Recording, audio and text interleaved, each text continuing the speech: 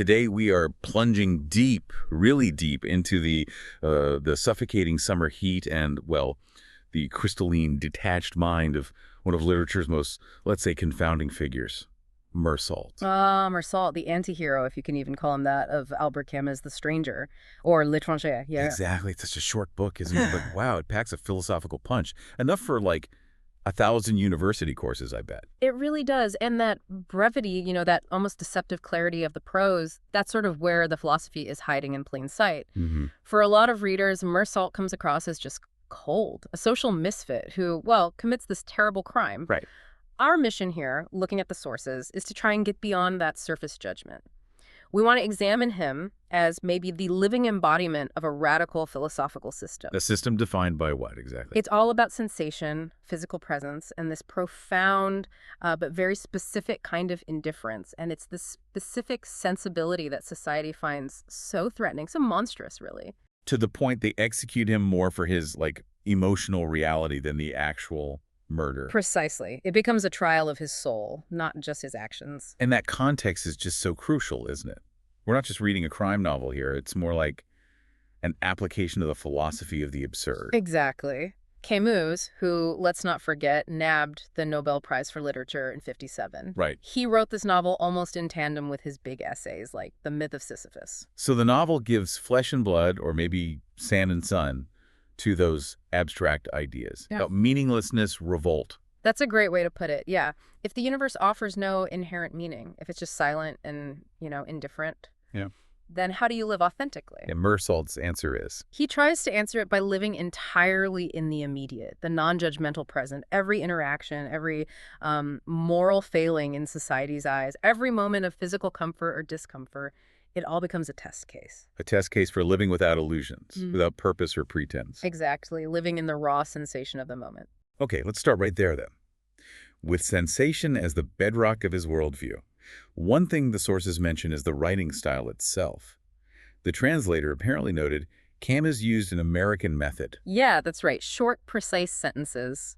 Kind of a minimalist, almost tough guy tone, as they put it. To present a character who seems almost without inner consciousness. Right. And that style, that choice, it's the first layer of the philosophical argument, really. The apparent simplicity, the sparse, direct writing. It's deliberately misleading. How so? Well, it looks simple, but the translator points out that for a moralist like Camus, making things that simple, that stripped down, it becomes almost tantamount to immorality in society's view. Ah, because it refuses to add the expected emotional or psychological layers. Exactly. By sticking just to observable facts, refusing to inject motive or feeling, the narrative forces us, the readers, to confront Mersault's basic stance. Only the tangible is real, the physical. So the prose actually mirrors his mind. It's simple writing, but a complex character because of what's left out. He leaves out the required human performance. That's it. And maybe the best example, that real aha moment the sources point to, is his observation about his neighbor, Salamano, and his poor old dog. The one he abuses. Yeah. Mersault just internally observes that Salamano's dog was worth just as much as Salamano's wife. Wow, that's stark. It is. And it forces you to realize just how far removed he is from conventional morality. I mean, society has this clear hierarchy, right? Human life, especially a wife, is infinitely more valuable than some mangy old dog. And Mersault doesn't see it that way. Nope. He sees function, presence. The dog is a daily habit, an irritant, a defining feature of Salamano's life, just like the wife was, presumably, until she died. So in his indifferent universe, if they serve a similar functional purpose, occupy space, provide routine. They're valued equally. He doesn't judge either of them. He just records their sort of parity in reality. It's a radically non-hierarchical view. And this focus on immediate sensory truth over conventional feeling, it just explodes right from the first lines, doesn't it? Mama died today. Or yesterday, maybe. I don't know. The famous opener? Yeah. Not grief, but temporal uncertainty. And then immediately his thoughts shift entirely to logistics, the physical stuff. The 2 o'clock bus, the heat, needing 2 days off work. Right. The death is just the catalyst for a physical event he has to navigate, not an emotional devastation he needs to process. He even says it himself later, that his physical needs often got in the way of my feelings. He does. And that becomes so central to his condemnation later. Think about the funeral vigil. Right, he's tired, he's thirsty. So he accepts coffee, he smokes a cigarette, even dozes off near the casket. These are just simple physical responses to being tired, thirsty, maybe habit. But they get twisted. Completely twisted by the prosecutor into proof of a monstrous lack of feeling. He remembers the hornets buzzing, the smell of the flowers, the glare of the lights, physical sensations. Not emotional ones. And he doesn't want the casket opened. And explains it's because he felt embarrassed. Not out of grief, but social awkwardness. He failed a social test, not a moral one in his own eyes. So the funeral is where he fails the test of required solemnity. And the very next day. The day after is almost the opposite. It's the success of physical reconnection. He's at the beach, swimming with Marie Cardona. Getting close physically, going to see a comedy film. A Fernandel film, for laughs, as the text says. And the speed of that transition from vigil to beach is what shocks people. It shocks the conventional reader, and it definitely shocks the jury later, the very next day. The heat, the water, the feel of Marie's body. These immediate life-affirming sensations just override any societal expectation of prolonged mourning. The world of sensation demands attention now. When Marie asks if he's in mourning, what does he say? He just says, Maman died yesterday. Simple fact. No emotional gloss. And that for last detail about the movie. The prosecutor later uses that as proof of malice. It's brutal. This detachment, it's not just personal, is it? It affects his view on ambition. Life choices, too. Yeah. Like the offer from his boss to move to Paris. Oh, yeah. Classic signifier of getting ahead, right? A change of life. And Mersault is just utterly unmoved. Because for him, there's no inherent difference in quality between his life in Algiers and a potential life in Paris. He actually says, one life was as good as another, and he couldn't see any reason to change my life. he just strips the whole idea of ambition down to its physical reality. Exactly. When pressed, how does he describe Paris? Empirically, it's dirty, lots of pigeons in dark courtyards, everybody's pale. Why trade the sun and the sea for dirt and pallor? The whole premise of ambition seems absurd to him. And the marriage proposal from Marie follows that same pattern. Brutal honesty or maybe indifference. Total indifference. He agrees, yeah, but says, it didn't make any difference to me. And later, when she pushes him on whether he loves her, he admits the word didn't mean anything. But he still agrees to marry her. He accepts the ritual, seemingly for her sake, because one commitment is sort of as good or as meaningless as another in his view. His lack of pretense is what Marie finds peculiar, but it's also kind of what draws her in, paradoxically. She seems to value his refusal to lie about it. It's fascinating, though, how this indifference lets him observe the normal world with such clarity, almost highlighting its mechanical nature. I'm thinking of that little description of the robot woman in Celeste's restaurant. Ah, yes, that's such a brilliant little detail, isn't it? A mini critique of society tucked away. He just watches this woman. In part 1, section 5, yeah. She goes through this meticulous ritual, buys her paper, calculates her meal cost down to the cent, checks off radio programs in a magazine, leaves with these precise robot-like movements. And Mersault just observes. No judgment. Exactly. He accepts her mechanical existence just as he accepts his own sensory one. How does she contrast with him? She finds meaning in hyper-routine, in precision, tiny rules. Well, his life is defined by sensation. The sun, urges. Almost chaos in comparison. Right. But he doesn't criticize her. He just registers her behavior as another fact. Her mechanism is ultimately just as pointless, just as divorced from any deep cosmic meaning as his indifference. It subtly suggests that society, in its drive to impose meaning, often becomes just as automatic and unthinking as the meaninglessness Mersault is condemned for. Okay, so this whole philosophy indifference, truth of sensation, it inevitably collides with society's need for meaning and order during the trial, doesn't it? Violently. We move past the actual crime on the beach, which itself was triggered by overwhelming physical reality, the sun, the heat. Right. And we get into what is clearly a prosecution of his character, a moral sentencing. The courtroom becomes the battleground. Mersault's truth versus the world's required lie, you could say. That's a good way to put it. The trial isn't really about establishing criminal guilt. The basic facts aren't disputed. It's about establishing moral guilt. And the prosecutor leads that charge. He embodies society's moral outrage. He builds his case on two pillars: the blinding clarity of the facts, which he twists into premeditation, and then the much more damning dim light cast by the mind of this criminal soul. The sources really emphasize how the prosecutor constructs this narrative. Yeah. taking these like disconnected facts and weaving them into a motive. It's brilliant and terrifying. He has to demonstrate motive because Mersault offers none, the court understands. So he connects the dots, writing that letter for Raymond, the pimp. The fight on the beach later, Mersault returning to the beach with a gun, and crucially, the pause and then the 4 additional shots into the body.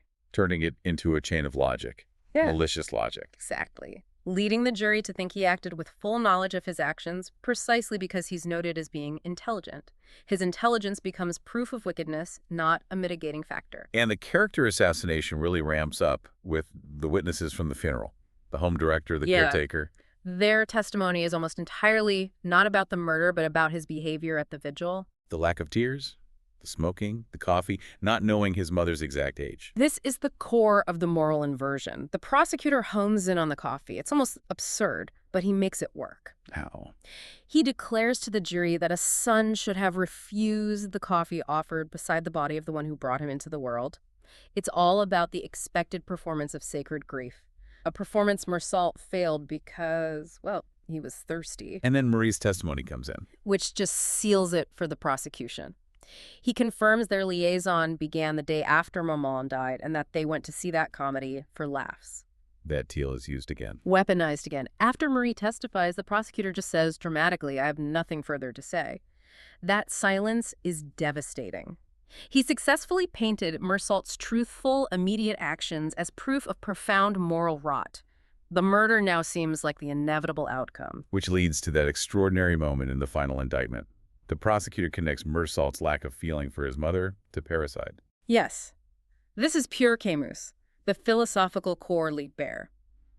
The prosecutor argues Mersault's inherent callousness inspired in him a horror nearly greater than that which he felt at the crime of parricide, which was the next case on the docket. So he's basically saying Mersault is worse than someone who killed their own father. He declares Mersault morally guilty of killing his mother, and therefore, by this insane leap of logic, also guilty of the murder to be tried in this court tomorrow. He labels him a monster. It's not about the Arab anymore. Not really. The indictment is that he threatens the entire social fabric by showing that human life, conventional love, can be valued less than a cigarette or coffee. He has to be removed, not just for the murder, but for his emotional truth. And Mersault tries to explain himself, but it's just hopeless. Completely hopeless. He can't speak the language. The court needs the language of motive, remorse, psychology. He's genuinely surprised they keep hammering on his lack of remorse. How does he explain it? He tries. He says his mind was always on what was coming next, today or tomorrow. He lives too much in the immediate present or near future to do that kind of retroactive moral calculation. He's literally incapable of performing regret. And when they demand a motive for the murder? He defaults to his only truth, the sensory truth. He blurts out that it was because of the sun. Which gets laughed at. Of course, laughter. Yeah. It confirms the total catastrophic failure of his personal reality to mesh with the court's required logic. Sensation is not an acceptable human motivation for murder. And then the final insult, almost, is his alienation during his own lawyer's closing argument. Yeah, that's the ultimate removal from his own fate. His lawyer, trying to make him relatable, starts using I when talking about Mersault's actions. It is true, I killed a man. And Mersault feels completely disconnected. He thinks everything was happening without my participation. His actual self has been replaced by this fabricated narrative built by others. He's being judged as a character in society's play, not as the man who felt the sun. So the conviction throws him into prison, into isolation. And ironically, this confinement becomes like a perfect lab for his philosophy to crystallize. It does. Stripped of the external sensory world, the sea, the sun, Marie, he's forced inward. His first reaction is shock, though. Physical shock. He says the hardest thing was that my thoughts were still those of a free man. Exactly. His mind automatically generates these desires, wanting to be on a beach, feeling the water, and then bang, the reality of the prison walls hits him, crushes the urge. The body has to learn captivity. And he figures out, talking with the guard, that the real punishment isn't hardship, it's just the loss of freedom. Yes. He accepts that practical definition. The guard says basically taking away freedom is the punishment, otherwise what would be the punishment? Makes sense. And Mersault starts applying his maman's philosophy here, her belief that after a while you could get used to anything. He applies it to himself, even imagining living contentedly in the trunk of a dead tree.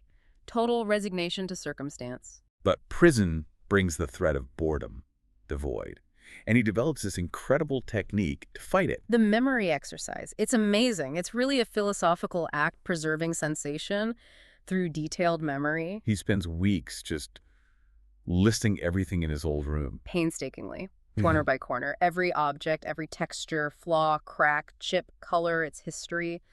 It's not just daydreaming, it's a systematic mental reconstruction of a lost physical world to fill the empty present. And what does he conclude from doing this? It changes his whole relationship with time. This is where he really internalizes the relativity of time within the absurd. He decides that a man who had lived only one day could easily live for 100 years in prison. Because he'd have enough memories. Enough memories to keep him from being bored. Time loses its urgency. Days collapse. They become both long and short. They lose their names.